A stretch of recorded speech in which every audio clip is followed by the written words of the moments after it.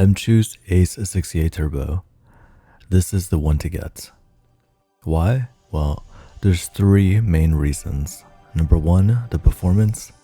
Number two, the price and availability. And number three, how good this keyboard feels.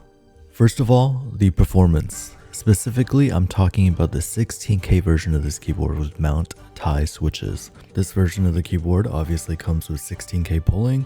It also comes with 0.001mm RT, 256K scan rate, and a dual-core MCU. There is a lower SKU version of the keyboard with the same name, but that has different sensors, different switches, and a different MCU. And from what I can tell, that keyboard performs significantly worse. The 16K version, on the other hand, is simply incredible. I'll put some benchmark numbers that I found on Bilibili up on the screen. Okay, first up, I have the benchmark numbers by Bilibili user YShe. The blue numbers are going to be the press latency, and the brown-orange numbers are going to be the release latency.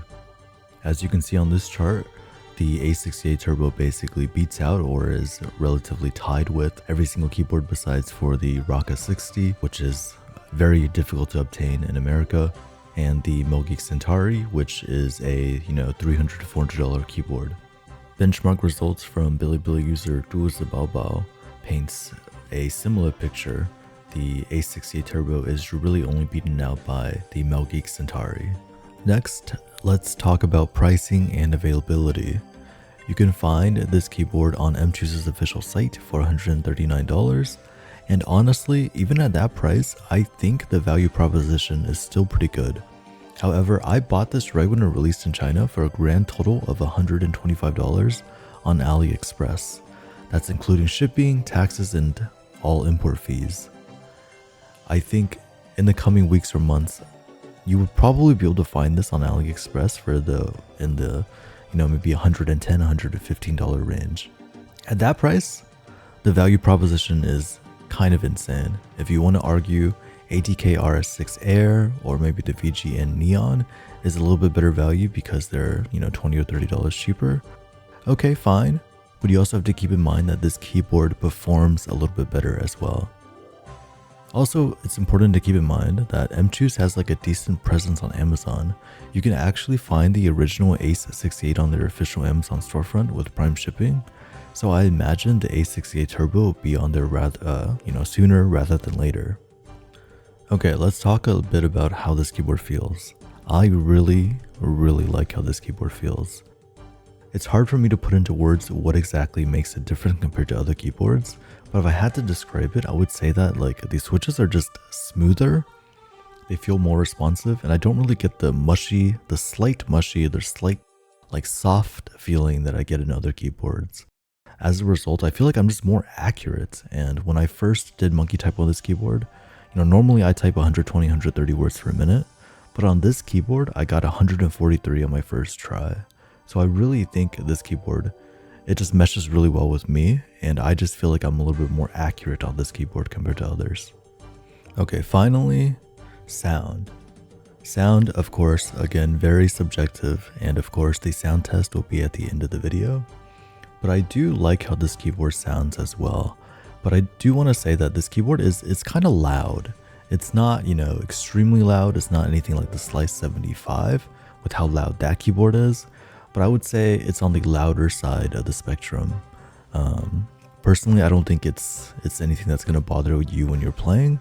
But if you are a streamer or if you're often in Discord calls, it might bother your friends, it might bother your viewers, and I think that is something to keep in mind. Really quick, I'm going to go ahead and try to speed through the firmware.